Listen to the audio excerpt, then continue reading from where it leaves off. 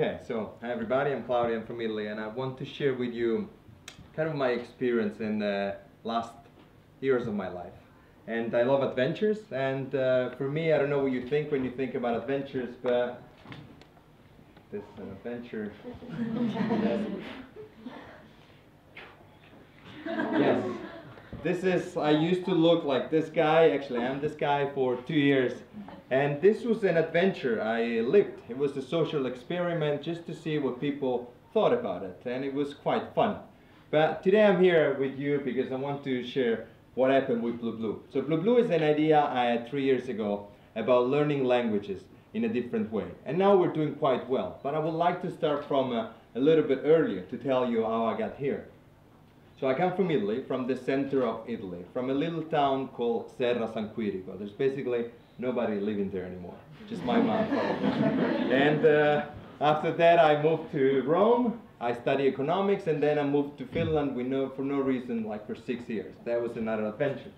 And now I'm here. I lived in Lithuania, I've been in Vilnius for 3 years.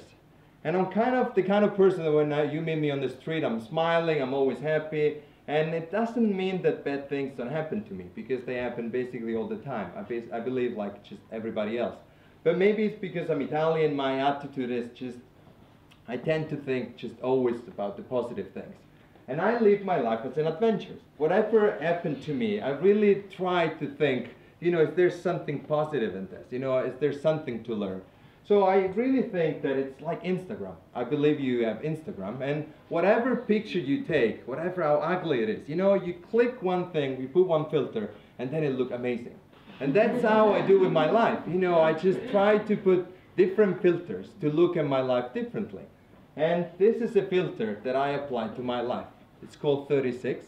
And what is this? Is it the secret of the universe? Well, 36 is my age. And it's definitely a filter that I use to look at life. But a few days ago when I was preparing this presentation, I thought, wait a second, I'm not, you know, the scientist here, but I'm not less. And I thought 36 is 18 plus 18. You know, but what is this? Like, this is exactly half of my life I lived without the internet, because it wasn't been invented yet. I'm that old.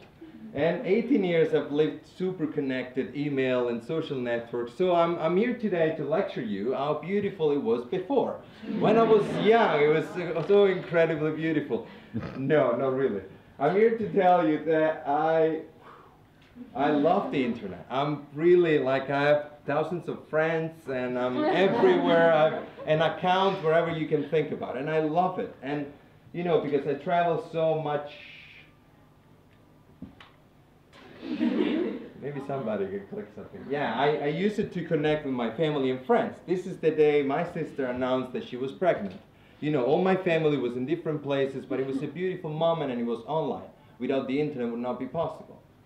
You can tell I look like my mom. We're the only people in the family. And I love internet, but, you know, this is another filter you can apply to reality, like, but. Because before, I used to experience everything, like, without technology in between. You know, if I was in a conference like this, I could not text with somebody else. You know, I had to listen to whatever was happening. And everything I had to learn, I had to try it. I couldn't go on YouTube and check how to do this, you know, how to talk with a girl. I just had to talk with a girl and do it wrong. So this is what happened. And now with my phone, I love it, you know, but I'm always like distracted in a way. I can always do something else.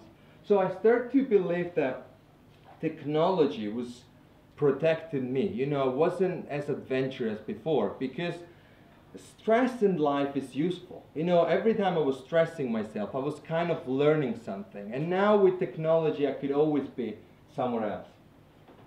So our society is kind of, you know, mistakes are bad. If you're in school, you know, you do a mistake, you get a bad grade.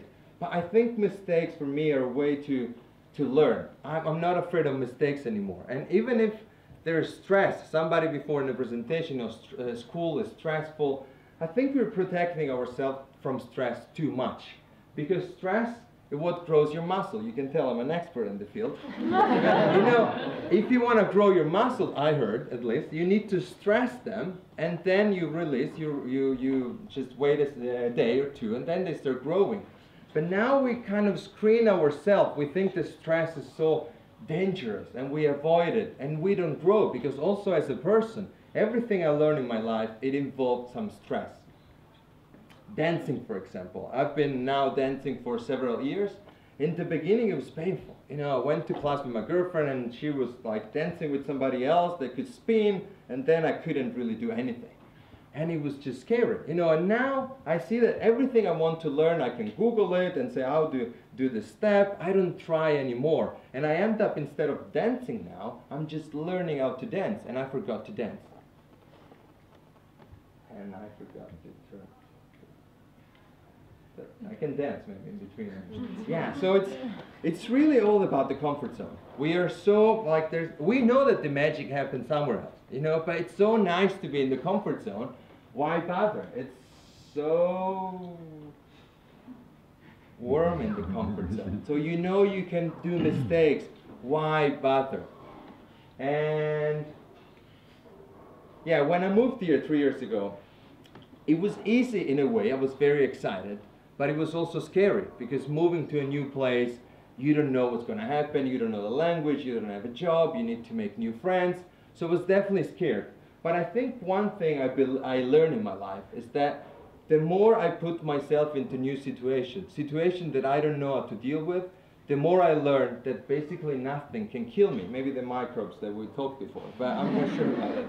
Really, I put myself always into stressful situations, and I teach to my body that really nothing is going to kill me. And November 2012, I'm that guy in there, I was in a conference. It was really a day when I stepped out of my comfort zone. I had this idea in my mind how to learn languages, and there was a competition. You had to go on the stage and talk for 60 seconds. I wasn't sure about it, really, like I was stressed, and there was a filter in my mind. There was like fear. I was afraid. Why should I do this? You know, it's so nice to be seated here.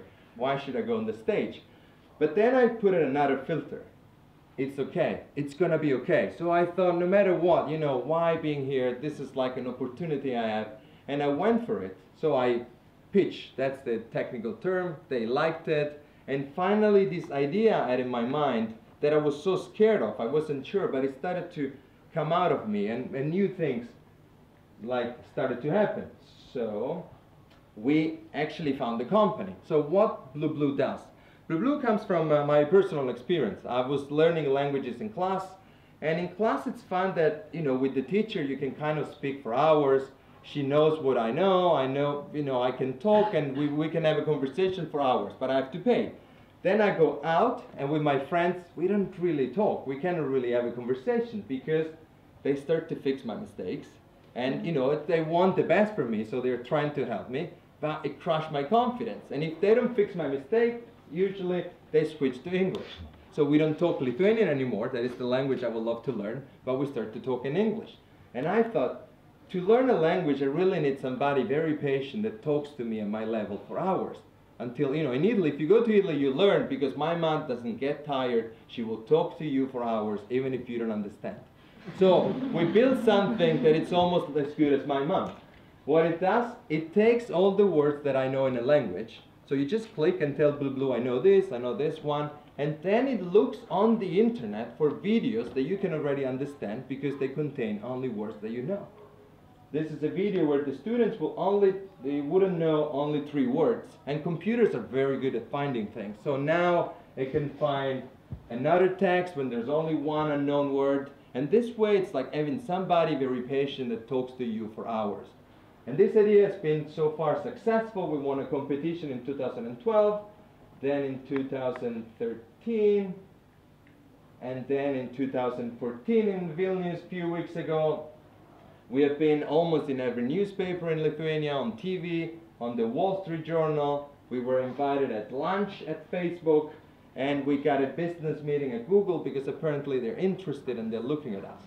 But I think the most important thing here is that 60,000 people tried it and they loved it. So for me, this has been like very rewarding. But, you know, so far it looks like very successful if you don't consider the other emails I get every day. Almost every day, not so much, but, you know, I want to delete my account. Somebody, they just don't like it. They don't like the way we do things. They see some problems in there. And then I started to realize that maybe it's not my problem. You know, maybe it's okay to disappoint people. When you try something, when I try something at least, I always try to do my best. And I don't really worry so much about disappointing people because they're disappointed, but it's their problem. You know, I'm doing my best, and that's all I can do.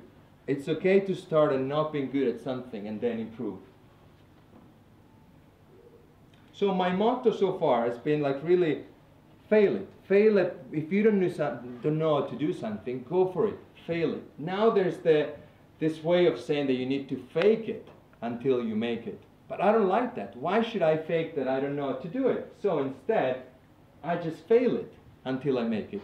I train myself, my mind, my body to do things that I don't know how to do. I didn't know how to speak. I didn't know to, well, I knew how to speak. How to speak from like public speaking. I didn't know how to make a presentation. I got better. But in the beginning, I got a lot of critics, and it was okay. And then it was in front of me all the time. You know, I wanted to be successful. We have already, somebody told about this. Like, success. If you think about the word success, it's right in there. You know, it's just, you need to suck first to be successful. It's right in there. You don't need to be afraid. That's the key to be successful. We all have different dragons to fight. You know, somebody could be public speaking, for somebody else could be cooking. I always start from the things that I don't like. When I tell to myself, I don't like to dance, I don't like to talk with strangers, these are my fears, and I start from there. I imagine them like my adventure, and I go for it. I don't know how to, how to solve the problem, but I just go for it. And then I always think about the fire. Because the fire, we all know, I believe you know that it burns if you touch it. But do you know because somebody told you? Or do you know because you touched it and it burned? So every time I experience something directly, I really learn, like it's a deeper, deeper lesson for me. I love my life. I don't think it's perfect, but it's really like an adventure. When I wake up in the morning, I really start to think, what can I do today with my life? And it doesn't have to be anything like incredible. Even the small things can be like an adventure. And I realized that rabbit holes are everywhere. When we walk, they're all around us. Sometimes we don't see them and we just ignore them. Sometimes we look at them and then we think like, maybe I'll start this on Monday or one day when I will be ready. Unfortunately, that day that you're going to be ready, it never comes. Because you know what? That day, my friends, is today.